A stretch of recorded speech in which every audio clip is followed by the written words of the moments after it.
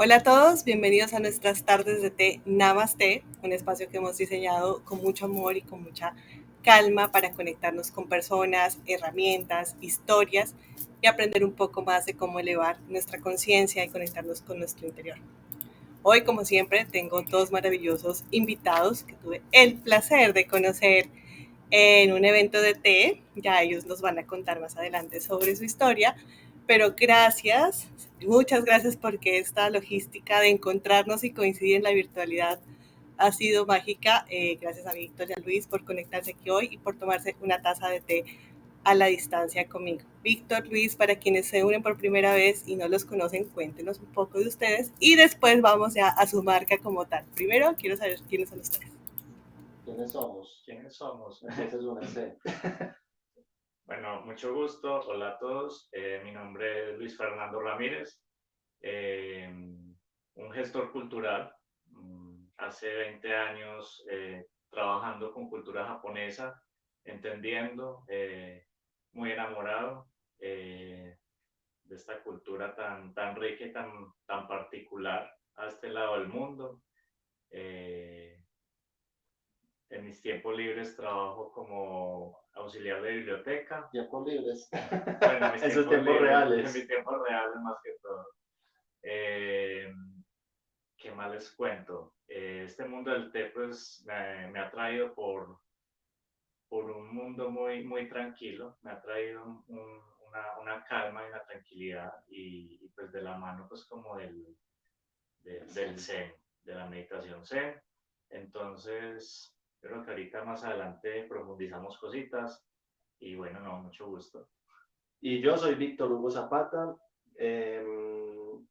Bueno, de profesión soy informático, soy tecnólogo en sistemas, pero desde adolescente era un enamorado de las caricaturas japonesas y ese fue casi que la puerta que me permitió ingresar a ese mundo de la cultura de Japón. Y poco a poco explorando precisamente las manifestaciones culturales de Japón, bueno, me aventuré por muchas cosas. Pues conocimos de kimono, de origami, De de Furoshiki, furoshiki, de el idioma, la música, el cine, o sea, una cantidad de manifestaciones culturales muy propias de la cultura de Japón. Pero hace 8 años tuvimos la oportunidad de conocer a una embajadora del té que vino desde Japón precisamente a Colombia a empezar como a incentivar esa cultura del consumo del té japonés en nuestro país. A Ikeya le debemos el haber conocido el poder del té verde. Eh, Culturalmente pues conocemos muchas variedades de té en Occidente, pero creo que lo que hay detrás del té verde era completamente novedoso para nosotros en este país. Y, y, fue muy curioso porque después de conocer a Ikea y de conocer el té, ella regresó a Japón y digamos que a nosotros se nos enfrió un poco el interés en el asunto. Nos dedicamos nuevamente a los temas culturales, a los eventos. eventos, a organizar actividades en centros comerciales, con colegios, con alcaldías, en casas de la cultura, en bibliotecas. Y cuando llegó la pandemia fue como volver a reconectarnos con el té. Ahí volvió a empezar como nuestro interés en el asunto porque la pandemia nos obligó a encerrarnos, a perder un poco el contacto con la gente, los eventos se suspendieron por 2 años, ya no había actividades culturales en bibliotecas, lo que acabo de mencionar, en centros comerciales, en fin. Entonces era volver a encontrar para nosotros una actividad común en nuestra casa, en nuestro apartamento, que nos permitiera seguir conectados con la cultura de Japón, pero que fuera muy personal, Muy íntimo. muy íntima, muy de nosotros, y eso nos llevó a rescatar lo que habíamos aprendido inicialmente sobre el té con Kayoko Ikeya, y aquí estamos, aventurándonos en un camino nuevo que según nos dicen por ahí es un camino de toda la vida. Eso somos Víctor y Luis. Qué chévere, bueno, no conocía toda la base de su historia, pero gracias por compartirla. De hecho, pues les decía que nos conocimos en una parte que nos une, que es el té, en un evento de té en la ciudad en la que ustedes están, que es Medellín, Colombia. Ya nos van a decir, pues en Envigado, creo, me corrigen si están en otro lugar. Estamos en Itagüí. en Itagüí, perdón, tengo Envigado y Itagüí aquí en varios de los speakers. Pero bueno, ¿cómo llegaron? Porque contaba Luis y contabas tú, Víctor, que llegaron como desde la meditación, o bueno, o encontraron la cultura japonesa, que tiene muchas cosas, pero ¿cómo llegan? Primero, pues a conectar a lo que es la meditación Zen, que es lo que hace Luis, eh, y encontrar el camino del té y fusionarlo, o sea, ¿cómo llegan a esas dos como ítems de todo lo que hay por explorar dentro de la cultura y decidir cómo hacerlo parte de su vida? Pues vea mal, eso es un tema muy bonito porque finalmente tantos años de investigación le permite a uno ir hilando, digamos que todas estas manifestaciones. Entonces uno encuentra de cada una un poquito y una conexión, pero fue muy particular porque hace más o menos 2, 3 años fuimos a Antes de la pandemia. No, pero incluso es que la historia va mucho más atrás. Cuando hacíamos eventos de cultura japonesa, nosotros siempre buscábamos incluir en los eventos a todas las personas de la ciudad que de alguna forma tuvieran un elemento que conectara con Japón. Entonces, por ejemplo, si encontrábamos a alguien que sabía de sushi, entonces lo invitábamos para que hiciera una demostración de gastronomía. Conocíamos profesores de artes marciales, entonces había quien hacía judo, aikido, kendo y aido, entonces los invitábamos para que hicieran demostraciones. Conocimos en el primer evento de cultura japonesa realmente en la ciudad, organizado por un monje zen. Ahora él es monje zen, en el entonces era practicante de meditación zen apenas, médico, muy conocido en la ciudad. Juan Felipe Jaramillo se unió con un grupo de japoneses y con la administración del Parque Biblioteca Belén, que fue una biblioteca diseñada arquitectónicamente por un arquitecto de la Universidad de Tokio. Entonces hay mucha esencia de Japón en esa construcción. Ellos se organizaron, hicieron un evento por 2 años, luego de los 2 años dejaron de hacerlo y casi que pasamos nosotros a liderar la organización de los eventos.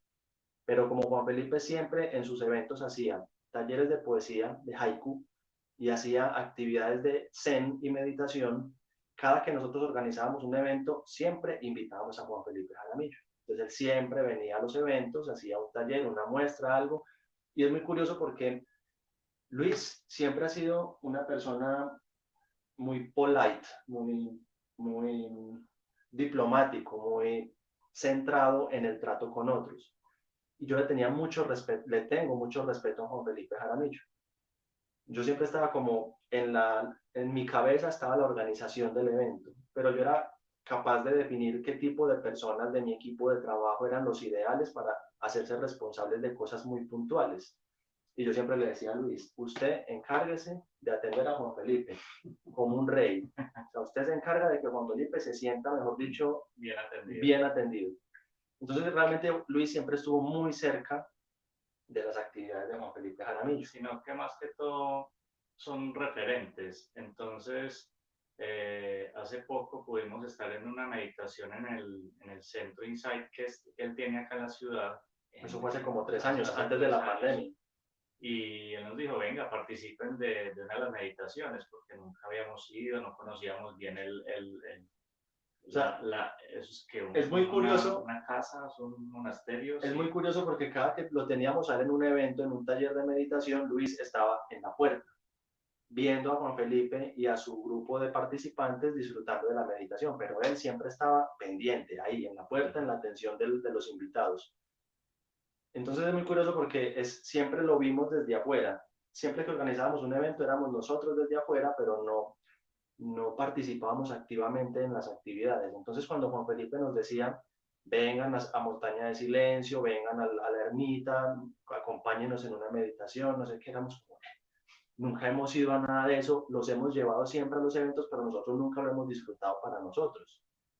Ese día nos arriesgamos, bueno, nos arriesgamos porque para mí también era una cosa rara, nueva, como desconocida, aunque a Luis siempre le llamó mucho la atención el tema del budismo y ha leído mucho sobre el tema y le gusta, y yo, pues, vamos, hagámoslo.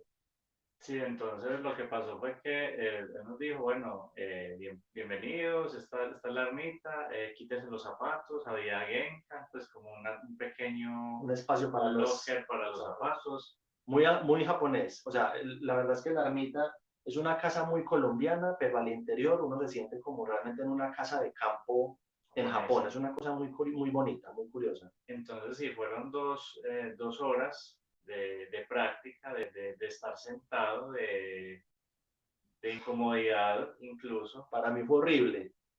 La experiencia para mí fue horrible, fue muy difícil. O sea, Luis, yo no sé cómo lo hizo, él soportó las 2 horas sentado en Seiza, meditando en un zafu, frente a una pared blanca, en posición de medio loto, con las manos formando el mudra, o sea, y la idea es que en la meditación zen, en la Soto Zen, se medita con los ojos abiertos, o sea, hay como unas condiciones en las que el cuerpo tiene una postura y hay que sostener esa postura. Luego de unos minutos hay que hacer una meditación que es caminando. Entonces ellos van dando como una pauta y uno va caminando alrededor de la sala de meditación y luego volvemos a sentarnos. Yo llegué a un punto en que mi mente empezó a atacarme a mí mismo. Fue horrible. Yo sentía, o sea, una sensación como de claustrofobia. A mí se me volvió como una claustrofobia. Pues yo no sé, yo me conecté a través de un libro que se llama Mente Zen, Mente de Principiante, y pues digamos que en la meditación casi siempre se hace, no promoción de lectura, pero sí una reflexión en torno a un tema. Por ejemplo, ese día era el de la comunicación, entonces, ¿cómo es la comunicación con uno mismo, con los demás? Y bueno, se habló sobre el tema y arranqué, yo dije, Juan Felipe, ¿dónde encuentro el libro? Entonces lo busqué, me lo descargué en internet, no sé si lo compré después. Sí. Ah, sí, después lo compré. Casi no lo conseguimos impreso. Y esa fue como la introducción al mundo del té. Ahorita. Perdón. Es que nos vamos a tomar un tecito. Bien, pueda, están en su casa. Eso fue como un abrebocas, entender un poco la filosofía Zen, tiene su nivel de profundidad, y entonces una bibliografía me llevaba a la otra y a la siguiente y a otra más, y yo, oh, madre, esto es demasiada información, voy a ir cogiéndola de a poquitos, pero digamos que la práctica sí debe ir acompañada de lectura, no es simplemente sentarte a meditar, sino para qué está, para qué es la práctica, qué trasfondo tiene. En otros, porque finalmente cuando uno empieza a empaparse de literatura o de lectura relacionada con un tema en particular, descubres que realmente es la forma como la ven otros. Pero luego la práctica, cuando uno la lleva a cabo, la entiende para uno, para sí mismo, ¿cierto? Algo que Luis todo el tiempo me dice es que hasta cocinar es meditar, me decía, hasta cocinar es meditar, hay que verlo cuando cocina, y es el que cocina en la casa y le queda todo delicioso. Entonces, realmente para él la cotidianidad es una forma de meditación, y él lo hace de esa manera, y él así se encuentra a sí mismo y encuentra su centro, pero para mí fue frustrante la experiencia de la meditación así, porque me sentía como que mis pensamientos me bombardeaban aún más. Yo soy una persona, o sea, mi cerebro todo el tiempo está a mil, siempre está en un corre-corre impresionante con ideas de todo tipo, ideas que o son muy creativas o que tienen relación con el trabajo, con la cotidianidad, la responsabilidad, las cosas de la casa, el estudio, o sea, entonces como un montón de cosas revueltas y yo no soy capaz de darles un orden, yo no sé, yo no puedo, yo empiezo una actividad, algo, y curiosamente a los 2 minutos la estoy dejando a un lado y haciendo otra cosa y se me olvida en que dejé lo anterior y eso me pasa todo el tiempo.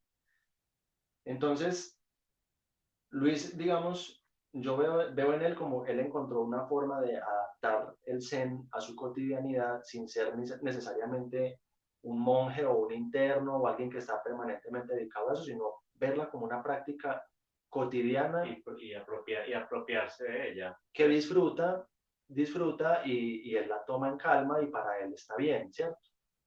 Yo no fui capaz. La pandemia, cuando llegó la pandemia, eso fue digamos que el primer mes. El caos, me imaginé el caos allá.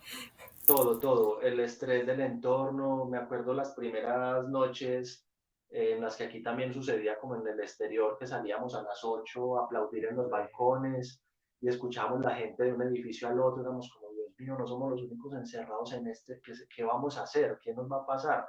¿Qué es esta complicación? O sea, ¿cómo nos toca esto en esta vida? Por Dios, una cosa increíble.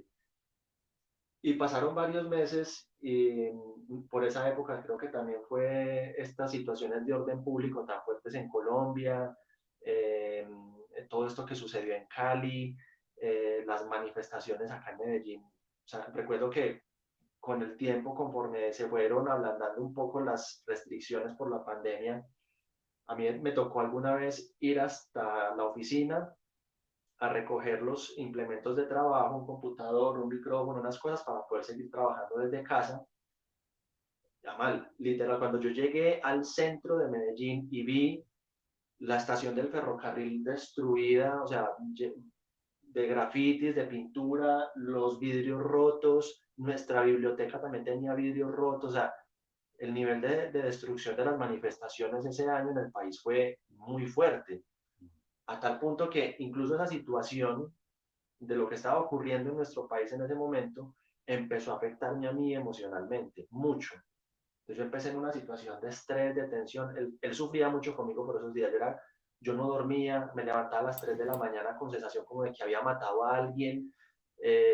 O sea, era una cosa fuerte. Yo era como, Dios mío, ¿pero qué es lo que me está haciendo daño? O sea, lo que está pasando afuera, ¿de qué forma me está afectando a mí emocionalmente adentro? Y nos dijimos, no, venga, peguémonos entonces de lo poquito que aprendimos con Juan Felipe Jaramillo, lo poquito, lo mucho, practiquemos meditación, hagamos algo, no sé, hagamos algún ritual, inventémonos algo para yo volver a encontrar mi estabilidad, porque es que yo me estoy frustrando, esto me está enloqueciendo. Fue tremendo. Y en ese momento, caí en cuenta, le decía yo a este hombre, oíste, el té, empecé, o sea, ¿será que nos está haciendo daño tomar tanto café? Tomemos té, a ver si de pronto el té me relaja. El café nos está alterando demasiado las emociones y no, el té es similar, pero nos ofrece un beneficio diferente, ¿cierto?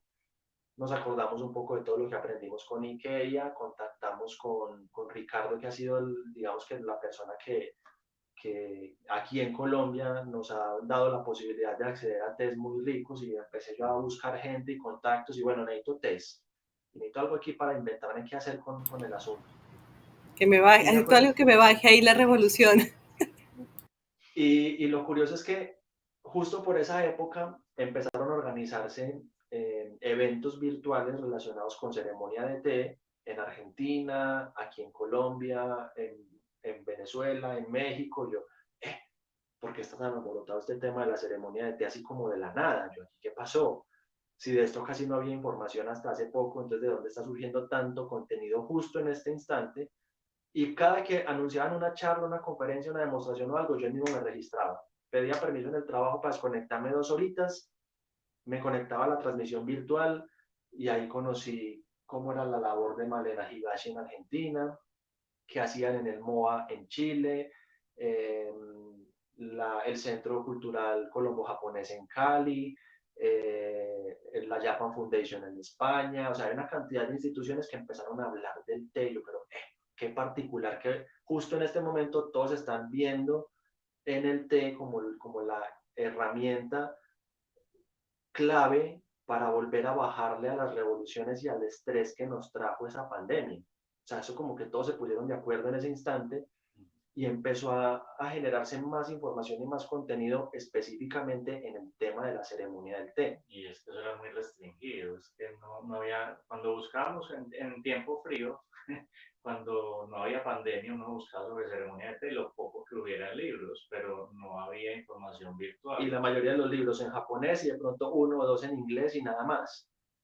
Entonces, en ese momento recordé, antes de la pandemia, en el 2018, habíamos hecho un evento en un centro comercial acá en Medellín y para ese evento invitamos a, yo diría, yo creo que son solo 2 o 3 maestras que hay aquí en Colombia, pero era la única con la que teníamos contacto, la maestra Keiko Sakihara, maestra de la escuela Urasenke, ella trabajaba por entonces en la Embajada del Japón como cónsul de agregada cultural, perdón. La invitamos a Medellín, ellos siempre, la embajada siempre patrocinó los eventos culturales que hacíamos en la ciudad, entonces venía ella con todo pago por la embajada, el transporte, los equipos, todo, y ella venía a hacer demostración de ceremonia de té al evento. Por muchos años ella vino como invitada a hacer demostraciones de ceremonia de té, pero como nosotros éramos los organizadores, siempre éramos detrás de la tarima, viéndola a ella ya a lo lejos cómo preparaba el té, no nos lo disfrutamos. Y esta vez, por primera vez, la señora Sakihara nos decía, eso fue como en el 2018, sí, yo quiero que esta vez ustedes sean mis invitados para tomar el té. A mí me dio de todo, yo era como, la señora Sakihara nos está invitando a ser los invitados del té, no puedo creer.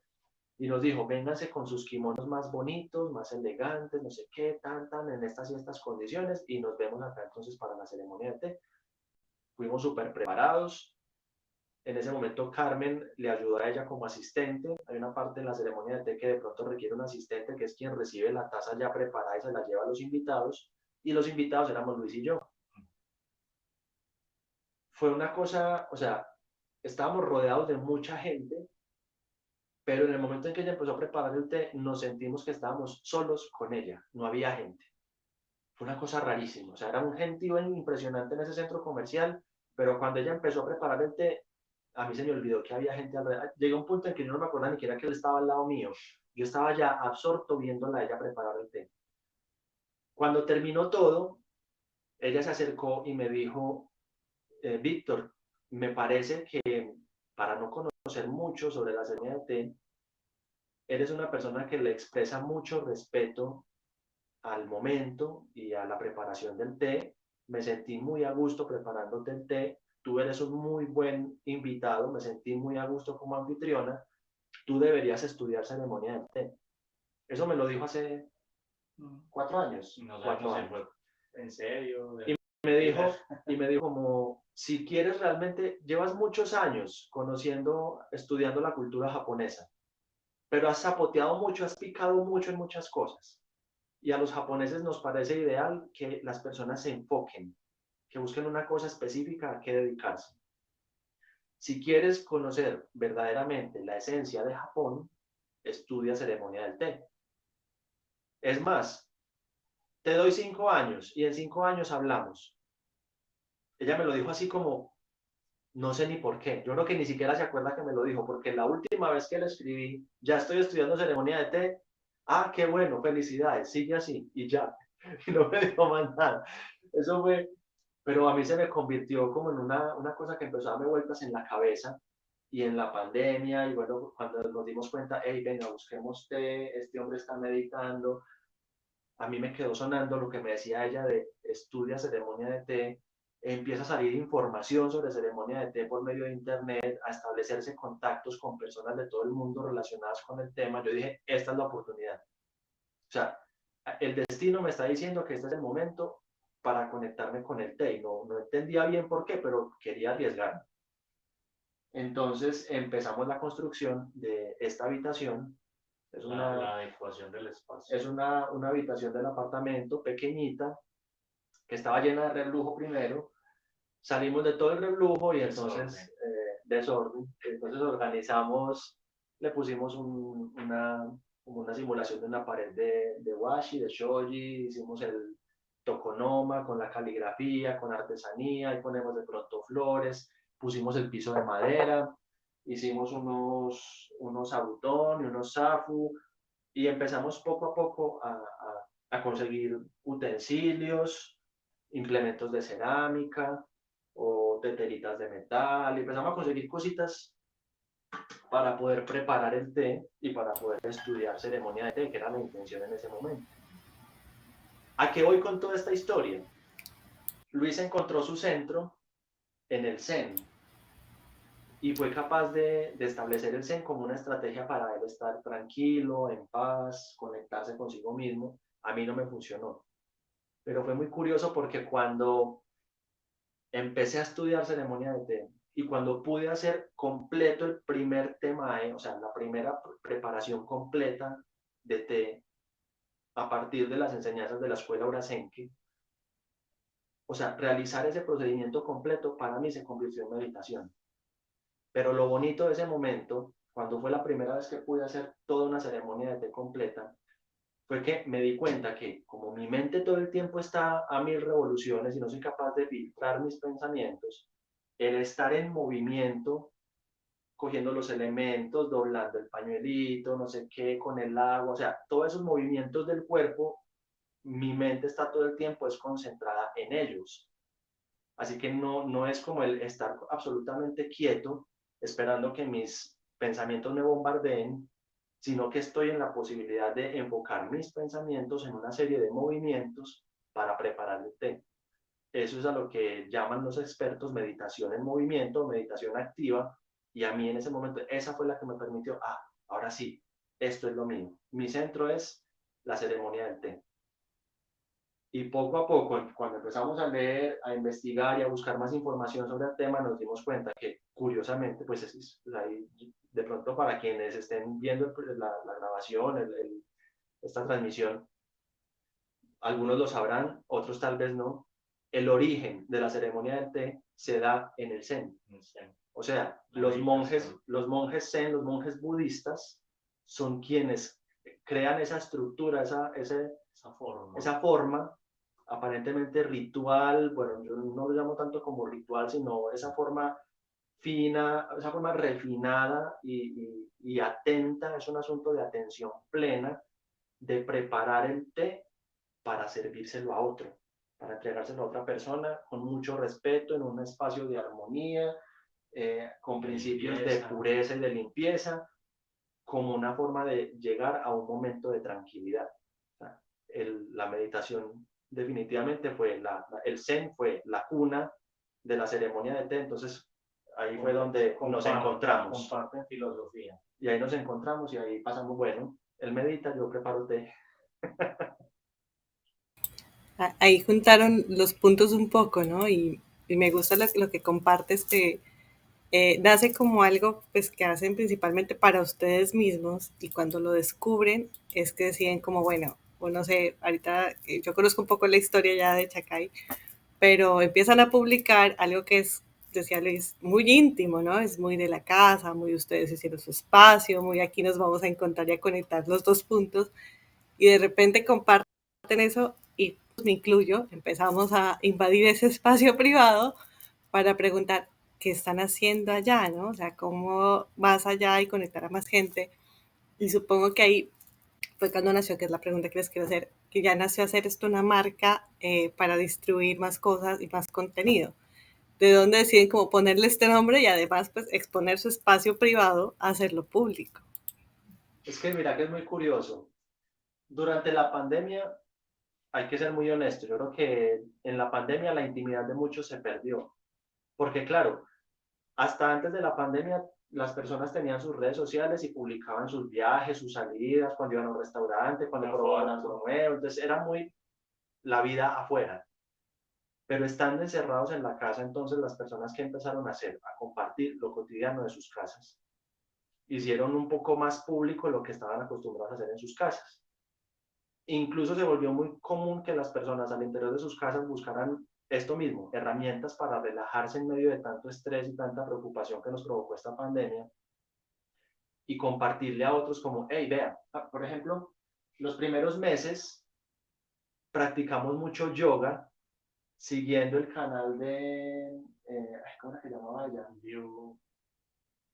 No recuerdo. Una china. Es una chica china, creo que vive en Estados Unidos. Ella montó un canal, pero fue una cosa muy bonita porque era ella en su casa, en su habitación o su sala o en un balcón, enseñando diferentes técnicas de yoga y decía, estas técnicas de yoga son útiles para practicar en casa.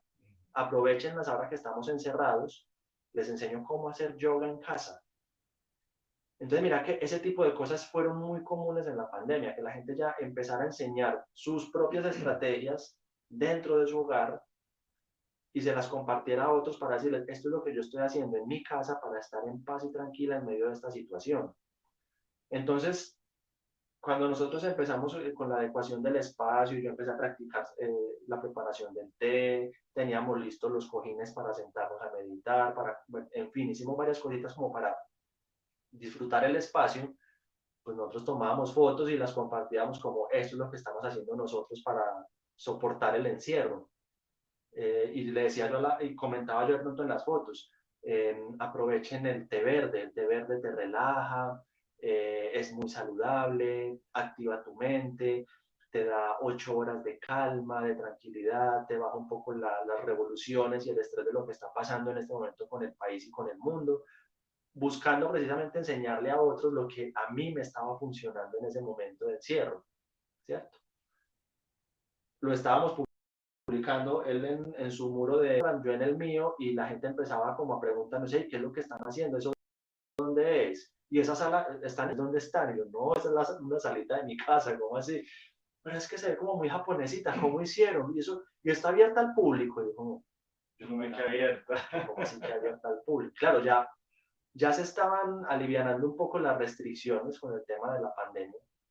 Entonces la gente ya estaba nuevamente buscando a dónde ir a vivir experiencias novedosas o interesantes.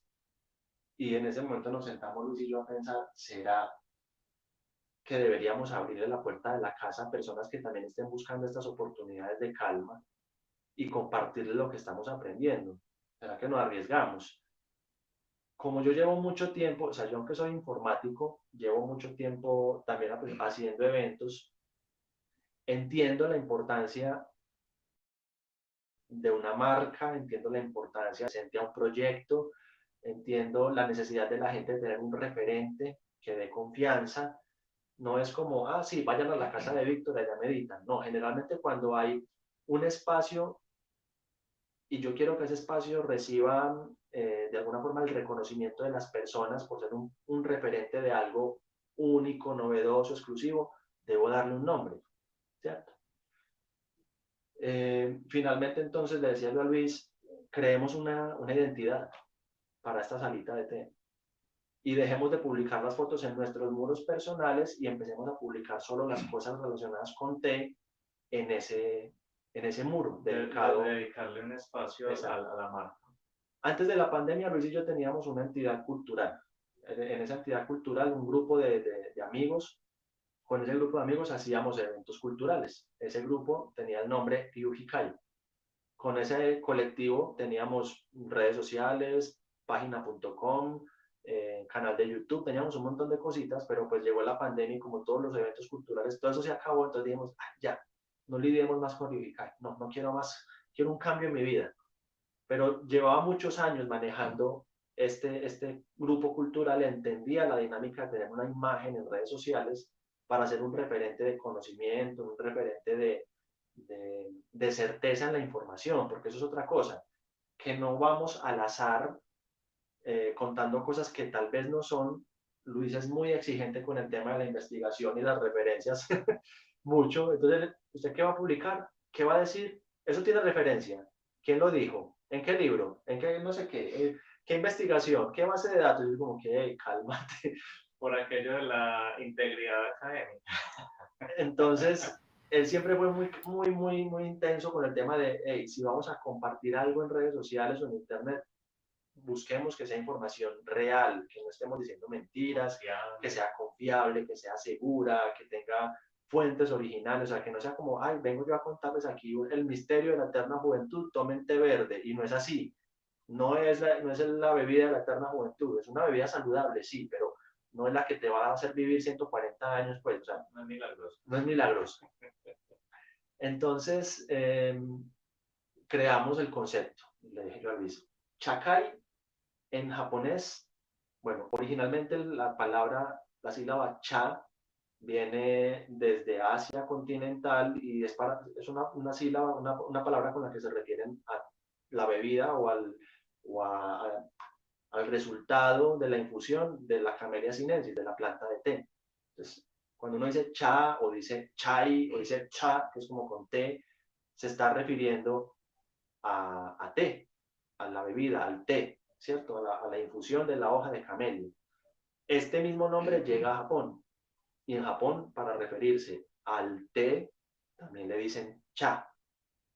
Cuando los japoneses crean toda una costumbre y una cultura alrededor del cha, vienen entonces las reuniones, y a una reunión en japonés le dicen kai. Entonces cuando yo digo chakai es reunión de té. es un espacio social donde nos reunimos a tomar el té. Que hay varios nombres, que estaba Chanoyu, Chakai, Claro, ¿cuáles eran los cuando otros? uno empieza digamos, desarmar la cantidad de palabras que hay en Japón relacionadas con el tema del té, pues está Chanoyu, es realmente como se le llama la ceremonia de té. Cha, té, no, ya va a decir qué es, entonces cha, no, yu es agua caliente, y ese no es como una, ¿cómo se llama eso? Una conjunción, es un artículo, exacto, entonces cha, no, yu, agua caliente para el té, eso significa cha, no, yu. Chanuyu es el nombre original que le dan los japoneses a lo que nosotros en español llamamos ceremonia del té, ¿cierto? Pero entonces en un chakai es una reunión social que se realiza para tomar el té. Se me olvidan las otras en este momento. Está Chaji, Chaji creo que es el salón para el té. Eh, Eran como 5. bueno, hay un montón en este momento se me escapan, me toca volver a estudiar. Son un montón de palabras todas relacionadas y todas tienen la sílaba cha. O sea, está la reunión de té que incluye comida. Está la reunión de té que es un espacio completo que tiene, no sé, el dulce. Hay un momento donde la gente puede salir a respirar, a tomar el aire en un jardín, o si les gusta, incluso es muy común en la cultura de Japón, les gusta el tema del tabaco. Entonces, cuando hay un momento específico, como una pausa en la reunión de té, salen a un jardín a fumar tabaco, luego vuelven, o sea, y hay una cantidad de variaciones, de variedades, pues, en torno a las reuniones de té, pero pues lo que nosotros hacíamos era un espacio muy pequeñito, muy tranquilo, solamente vení, te sentás con nosotros, tomamos un té con un dulcecito, eso es un chacay, ¿cierto? Listo, pongámosle chacay entonces a nuestra identidad, nuestra nueva identidad de marca. Empieza Cristo a padecer, como dicen nuestras mamás y nuestras abuelas. Porque al ingresar la palabra chacay en una red social como Instagram, pues Instagram nos dice, el nombre ya existe, ya alguien lo tiene, no sé qué, pues claro, es una palabra muy común. ¿Cómo hacemos para diferenciarla? Posicionamiento. Un posicionamiento. Entonces, lo único que se nos ocurrió fue, si le ponemos chacay, un latino, un colombiano, alguien de este lado del mundo no va a entender porque no saben esa palabra qué significa, pero pues pongamos una palabra más internacional, no la pongamos en español, pongámosle té en inglés, entonces chacay tea, de tal forma que si la ve un asiático entienda que estamos hablando de té, y si la ve un occidental al ver la palabra tea entienda que estamos hablando de té.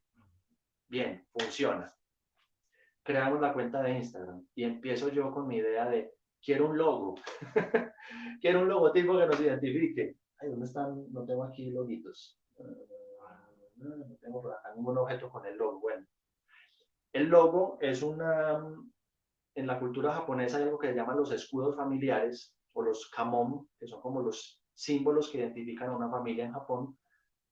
Entonces yo quise diseñar un kamon eh, que representara la marca, que tuviera dos elementos básicos, que son, por un lado está la hoja de Ginkgo biloba, que es el símbolo de la escuela Urasenke, o la escuela de té Urasenke, y en otro lado diseñé una flor de Guayacán, porque tengo mucha fascinación por ese árbol, me parece un árbol muy lindo, es muy latino, es muy de nuestra región, que florece más o menos 2 o 3 veces al año, según como las condiciones del clima, y me hace pensar un poco en ese es como nuestro sakura, por así decirlo, así como en Japón en la primavera florecen los sakuras, nosotros tenemos acá los guayacanes que nos recuerdan que en algún momento del año las calles se pintan de amarillo o de rosado, y eso me parece muy bonito. Entonces era unir precisamente la cultura de Japón con la hoja de Ginkgo biloba representando la escuela Urasenke y la flor de Guayacán representando nuestra cultura. Porque finalmente lo que queríamos con Chakaiti era mostrarle a la gente que dos locos colombianos fanáticos a la cultura de Japón desde que éramos adolescentes, no estamos renunciando a nuestra cultura, igual amamos a Colombia y nos encanta la cultura colombiana, pero vemos con fascinación manifestaciones culturales de Japón y vemos en ellos valores sociales y valores humanos, valores personales que decimos, hey, qué rico adaptar eso a nuestra cultura, traernos de la cultura asiática para la cultura colombiana la paciencia, la tranquilidad, el respeto por el otro, la idea de vivir en armonía con el otro, de si tengo que guardar silencio, mejor lo hago. O sea, ese tipo de cosas que son muy comunes en esa cultura y que a nosotros de pronto nos faltan. Entonces era como buscar fusionar en Chacaití esos dos elementos, la cultura de Japón y la cultura colombiana. No solamente en el logo, no solamente por el hecho de que seamos dos colombianos promoviendo cultura japonesa, sino al interior de la sala de té. Y es que casi todos los elementos, que dice, lo tengo para llevar, casi todos los elementos al interior de la sala de té, las tazas de barro, los recipientes para el agua, los objetos, aquí el único que tengo como a la mano es este. Esto es un kekai, es una barrera que se pone para la ceremonia del té. Originalmente en Japón se hace con bambú, pero el bambú no es muy tradicional en este lado del mundo. Aquí tenemos, digamos, nuestro propio bambú, que es la guadua. Entonces hicimos un kekai con guadua. Toda la cerámica y los objetos de barro son hechos en Colombia, por alfareros colombianos. Bueno, se verá muy feo si abrimos eso ahí, muéstrame. Voy a poner de pie. Esta vez me pongo de pie. Se va a ver súper feo esto en la transmisión, pero no importa. De eso se trata, estamos en casa. No lo tenía preparado. Por ejemplo, esto fue lo último que recibimos, una artesanía hermosísima de tu tierra. Esto es tamo de oro de Pasto. En la ceremonia de té se utiliza un recipiente para guardar el matcha y es un recipiente hecho de laca. O sea, generalmente los originales, los más bonitos, son de madera tallada y son pintados a mano y lacados. Ya se consiguen pues de plástico, un poco más económicos. Pues yo quería darme un lujo especial. Gustico ahí. Un gustico especial y mandamos a hacer este en madera, en Pasto, a expertos en lacas, laca, pues, o sea, porque Pasto tiene fama de unos trabajadores, unos artesanos tremendos en madera y en laca, y en esta técnica en particular que es con hilos de cebada, los hilos de las hojas de cebada, decorados con color, y aquí tenemos, por ejemplo, entonces, poder utilizar objetos hechos en Colombia, adaptados y pensados a la necesidad de la ceremonia de té para preparar un té al estilo japonés, eso era lo que nosotros estábamos buscando de este espacio. Que cuando nos disfrutemos una taza de té de origen Japón, porque eso es otra cosa, estamos trayendo tés originales desde Japón, la gente puede decir, hey, qué rico ese té, pero ve, qué curioso que me lo están sirviendo en una taza hecha en Colombia. O qué curioso que quien me está enseñando a tomar el té al estilo japonés es alguien que habla completamente español, no domino el japonés, sino que tengo la posibilidad de conocer ese elemento propio de la cultura de Japón por medio de una persona que me está hablando en mi idioma. Entonces, eso era lo que nosotros queríamos lograr con Chacaití, transculturalidad. Demostrar que efectivamente podemos disfrutar del té original, del té de Japón, y de una experiencia de meditación, una experiencia de tranquilidad y de paz, con elementos propios de nuestra cultura, pero una experiencia que finalmente tiene un elemento clave que es la esencia de la cultura de Japón. Entonces, como la lectura no puede estar de lado, nosotros ya llevamos muchos años trabajando en bibliotecas, no como bibliotecólogos, porque no somos bibliotecólogos de profesión, pero sí de corazón. Es que quede en la grabación. En abril, en Japón, se extrae la cosecha más fresca de té verde, de hoja de Camellia sinensis. A esa cosecha más fresca se le llama shincha. Shin en japonés es como nuevo, y cha, ¿qué es cha? Té. Entonces shincha es el té nuevo, es el té más fresco del año. Y estoy muy emocionado porque nos llegó precisamente el té nuevo, el más fresquito, está súper fresquito y apenas lo acabo de abrir, apenas y huele delicioso, es exquisito. Entonces, ¿qué ocurre? Pues sí, la lectura no está ajena a nosotros, yo creo que es un canal muy, muy rico, muy importante para abrirse a otros mundos. Y pues entonces nos encontramos esta belleza que se llama el Zen del té. Entonces es muy particular porque cómo encuentra uno las dos cosas en una, ¿cierto? Y pues este pequeño libro nos tiene, ¿cómo decirlo? 30 historias, 30 cuentos, 30 lecturas. 30 lecturas. 30 pensamientos, lo dice el mismo libro. Y es muy particular porque con cada huésped, porque eso es lo que nosotros decimos, nosotros no tenemos clientes, sino huéspedes.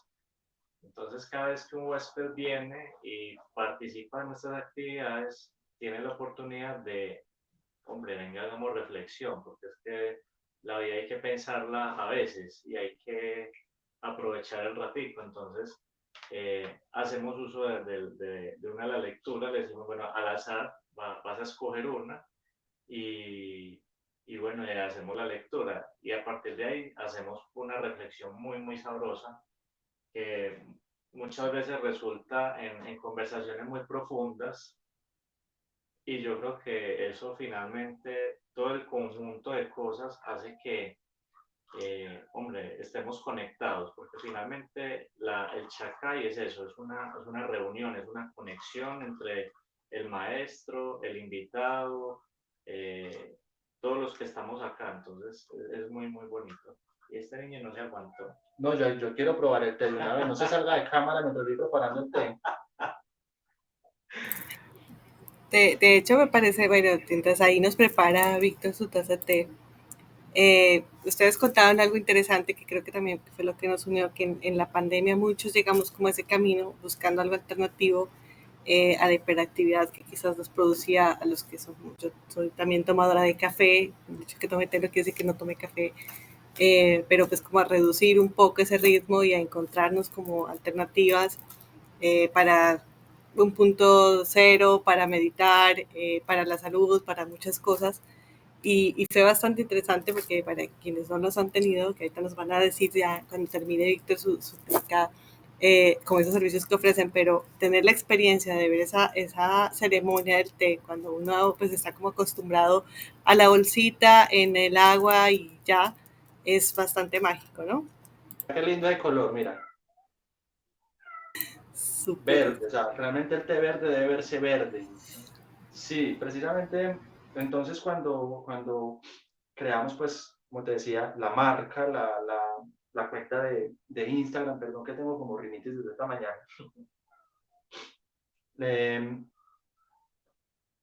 las personas que nos seguían en las redes sociales nos decían, y entonces, y podemos ir allá, ¿a qué? ¿A qué experiencia podemos disfrutar allá?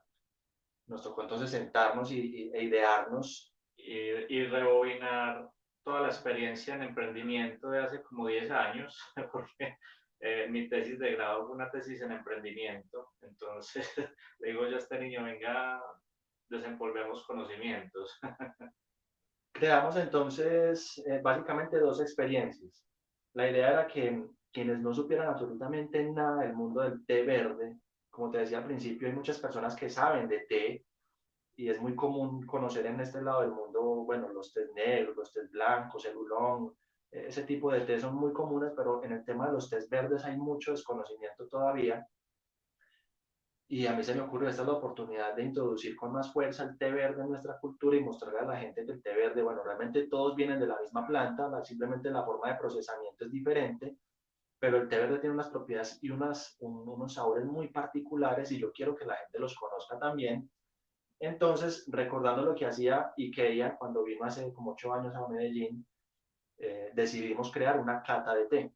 Entonces, en la cata de té lo que hacemos es que invitamos a las personas interesadas en conocer los diferentes sabores de los tés verdes eh, para que vengan, compartan con nosotros, les contamos un poco la historia, el origen del té, la forma de preparación, por qué es diferente el té de Japón a los tés de China o de la India o de otros lugares del mundo, cuáles son sus propiedades, beneficios, cómo nos sirven para la salud, en qué nos aportan, en fin, o sea, hacer como un recorrido bien interesante mientras vamos preparando 5 variedades de té verde. En distintos métodos. Sí, son más o menos es una reunión más o menos de 2 horas. En esas 2 horas, digamos que nuestro huésped se va con un conocimiento bien interesante, algo que seguramente muchos desconocen, pero además se va con una sobredosis de energía en su cerebro porque se va a tomar 5 tazas de té eh, en un recorrido que vamos desde probar variedades como el genmaicha, que es un té verde con arroz tostado, el sencha, que es algo muy parecido al que nos estamos tomando ahora, solo que no es una cosecha tan nueva, tan fresquita, tan de la primavera, sino que de pronto es un poco posterior. Allá dice que tan distinto, es que es delicioso. Probamos hojicha, que es un tipo de té tostado, como con unos toquecitos muy como a nueces, como a almendras, a chocolate, es muy particular. De pronto, si tenemos la oportunidad de algún tipo de té bien exclusivo, lo incluimos en la cata. Por ejemplo, el que tenemos en este momento es el Sakura Sencha. Para la bolsita. La bolsita.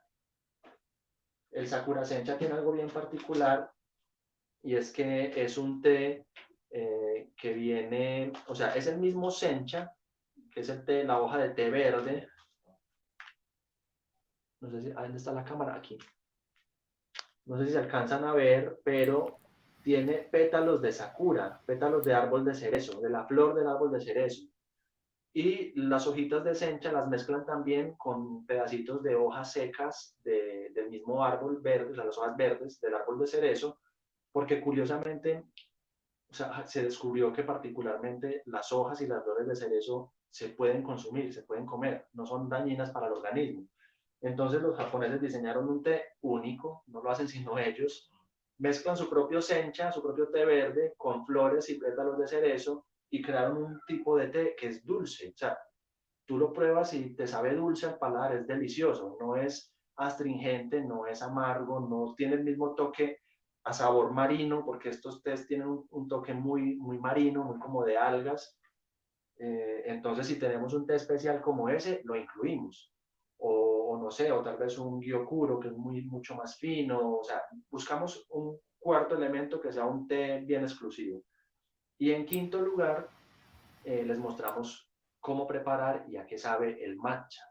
Que el matcha es un té verde muy común, está muy de moda por los temas de los beneficios que, bueno, después tendremos que hablar más de tantos mitos que hay alrededor del matcha, eh, que es que para la dieta, que para adelgazar, que no sé qué, no, ningún té es milagroso si no haces ejercicio y no comes bien, ¿cierto? O sea, realmente los tés tienen muchos beneficios, pero si no le sumas al té ejercicio y alimentación saludable, el té no hace nada por sí solo.